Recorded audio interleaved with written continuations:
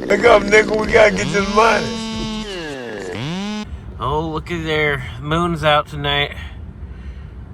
Time to go for a ride. Well, let's boogie. It's dark out. Time to hit the streets for another sermon. You might not be able to see me, but you don't need to. You just gotta listen. Listen today, listen tomorrow, listen always. Remember what Father J-Man says. It's starting to get romantic. Let's light a candle. We can have us a nice little candlelit dinner. Got us a nice little Nicaraguan beauty here.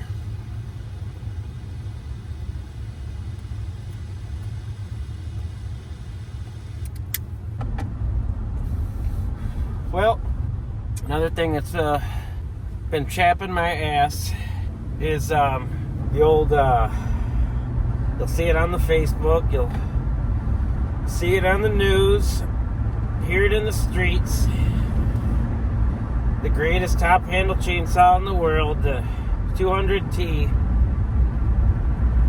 blah, blah, blah, blah, blah. It's kind of like watching, it's like the guys that refuse to get email addresses and get smartphones and like convert to flat screen TVs from tube TVs. Some of you guys watching might not even know what the hell a tube TV even is. The old Zenith heavy tube TVs. I was like that too when that first started coming around there back in the early 2000s, where I'm like, I don't need that shit. I'm still good. I play my original Xbox on a tube TV and stuff, or my PlayStation. Yeah, all right, this is fine. All that fancy high definition, we don't need that. Now look, it's like you can't even. Now, if you were to, after all this beautiful 4K, this and that resolutions up your rectitional sphincter, like if you were to see an old Zenith right now with like I don't even know what it'd be like 12p resolution or something crazy. You'd probably have a seizure and throw up, because it'd be like just so horrific. You wouldn't be able to handle it. That's kind of like the 200T. 200T is fine and dandy. It's a nice saw, but really the 201TC is better. There, I said it. You want to know why? You want to know why it's better? Because they still make it. And you can just go to your dealership if you don't feel like fixing the issue, just drop it off. Here you go, take this piece of shit, fix it. They will. Like, all right, Ronnie, we'll see you next week. We'll call you. We'll give you a call when it's ready. But M-Tronic, other than if you leave, I think it really, a lot of saws can get vapor locked in the heat. You know, I know the Husky Auto Tunes do it, but you leave them out in the sun in the summertime, things get a little spicy warm. Yeah, they can give you some issues starting. In your regular traditional carbureted vehicles, power saws, they'll start a little better. I'll give them that, but for the most part, the M-Tronics have been working beautiful for me, and all the saws that we have that have it on that. And really, I think a lot of times, because I should have prefaced that with I had a 200T and used it for a fair good little while. But the thing is, I got tired of this traditional carbureted, it was almost like it had mood swings like a woman, and but it did growl. The exhaust sounded awesome, and I think that's why a lot of the old guys loved it so much, because the exhaust, they would always take the spark arrestor out, and sometimes maybe even give her a little wallering out, a little muff mod, and oh man, it'd be like putting a damn headers on a nice V8 and stuff, and like, oh wow, she can sing. So the exhaust made it sound a lot more powerful, made it feel, you're cool, and the neighbors in the next block over could hear this bad man with JAMA ripping.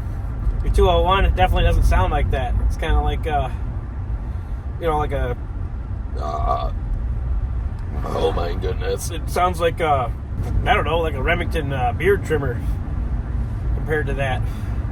But I have heard a stock brand new unmolested 200T before, where she sounded really similar to the 201. And so I think, you know, you guys get, like, it's half of it is a placebo effect. And then, like, yeah, the freaking, no, you don't know what you're talking about. I use them both. And it's like, man, it's like, I think the sound is half of the power you're perceiving is the sound of the exhaust on the 200T. And that was the other thing I was getting at. Mood swings like a woman. It'd be super cold, frosty one day, and that sucker'd be running super lean. And, you know, so you got to break out your damn tuning, your tuning driver there out of your cut-off flannel shirt like Buck in there, and do a little dance and start tuning, you know, fiddle and high and lows and idles and highs and lows and, you know, and fiddle it and finally get her running. And then the next day, it's like all of a sudden here it's Michigan. It's got bipolar mood swings. Now it's going to be like 58 degrees the next day and wonderful and flying high and now she's not agreeing with the way you set her before. It's just like that stuff got so damn old. Every time I wanted to use my 200T, she needed to be retuned. You know, you fire it up and it's running high and stuff, and the chain just keeps freaking spinning, and, you know, wanting to carve everything up like a turkey.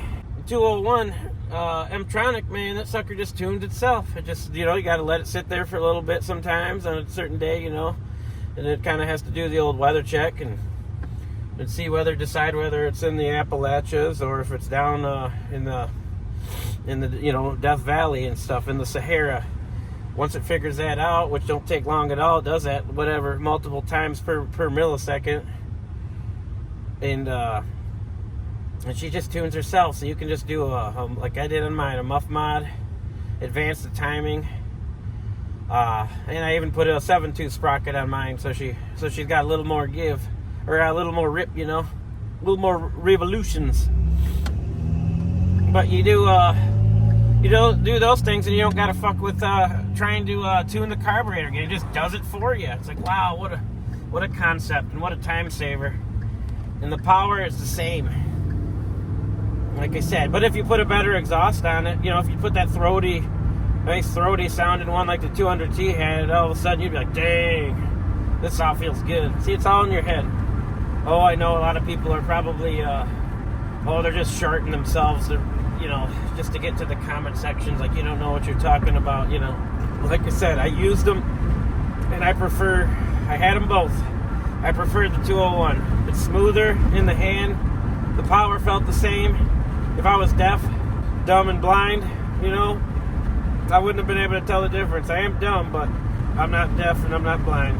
So I was able to tell the difference. It's all in your head, guys. But that's the big thing, too, man. You can't really walk into your local steel dealer and like, I'll just take a 200T. They were a little stiffer in the hand. I think that gives the illusion of more power too, because their anti-vibe wasn't quite as smooth, so it made them feel like a little bit of a stronger, tougher saw and some stoutness, you know. And so maybe a lot of this is in our mind, you know. Don't get me wrong, 200T is good though. It's still damn good. Not bashing it like it's garbage versus good kind of thing. It's like they're both damn good. Like I said, about the same power. I'm satisfied with the 201. And I've seen a lot of guys on the forums and stuff kind of slowly coming around and realizing that, yeah, I don't want to have to break out my damn tuning spindle every time, you know, and see what kind of mood my top handle is. The whole point is when I get to work is I want to be able to get to work, not have to serenade my saw.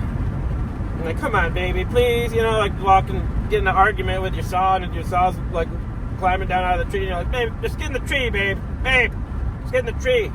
Come on, babe, I'm sorry, you know. And the saw's like running back to the bucket truck to hop back in the saw bin because it's mad. You didn't know what it was thinking. You should have been knowing what it's thinking when you were thinking it. So I know sometimes these things, they're obvious. They're obvious to me, but sadly not obvious to some, so that's where I gotta step in and help people get their shit together, you know? Yeah, so it's like 200Ts are kind of like reliable old Chevy pickup trucks, you know? Like they're running, they're good, they're still going, but, you know, getting harder and harder to find parts. Oh, and I know someone was just like, yeah, that's not true, you can still I can order all the parts, and I know, but like I said, sometimes, man, time is money and stuff, and convenience, you know. Yeah, do I want to I could still go. I think I could still order all the parts from STIHL. They still make the parts. They just won't make. They won't sell you the saw assembled, ready to go. So yeah, like, do I want to buy that old dinosaur, like put it together just to say, like, just for the illusion of more power? I think it's a lot of times there's the sex appeal again that comes along, because everyone like, oh, Sensei Master Tom Dick Harry Arbor Master uses 200T, and he say best saw ever. So me young buck, me just start out, me must have 200T. It is ultimate. That's what I thought too when I got mine. You know, I paid $225 for mine. I don't know how many years ago. Got it from a guy that just used it as a ground saw here and there around a deer ranch. And I thought it was the same thing. So I'm speaking from experience. So if it sounds like I'm making fun of you for no good reason, like a hypocrite or something, now I was there. I walked in your boots. I walked in your sexy little new to the game boots, and I thought maybe that would make me better. You know, if I had the 200T, then it would just motivate me to do better, because I can't look like a fool with a 200T. Guess what? There's a lot of fucking fools out there using 200Ts right now. So just love and embrace your 201TC-M. It's fine. And a little fun fact, it's kind of funny. At last year's, or I'm sorry, not last year's, it was the year before, 23, so it's 22. TCI Expo 22, someone bought from the Monkey Beaver booth.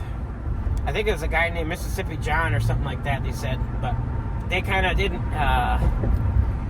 I mean, was it a little shady, sort of ish, but they were doing me a favor, and they sold my, long of the short, they sold my 200T from the Monkey Beaver booth at the expo, because I was going to help my homie Jason get a saddle. He ended up getting a Monkey Beaver 2.0 and all that jazz, but it still, I was like, F it. I brought it in already. It's at the booth. I kind of smuggled it into my backpack and put it on their thing there, and they sold it for me at their Beaver booth. But they kind of like may or may not have like confirmed or denied. Like I think they let a guy, like, this was August saw? Hell yeah, I'll take it. And they didn't say yes it was. They didn't lie and say it was, so they didn't lie, but they didn't deny either. So I appreciate that. So there's some guy out there. I don't know if that was his name, Mississippi John or what, but there's some guy out there thinking that he's got August's 200T when it's J-Man's. Damn thing's probably worth more.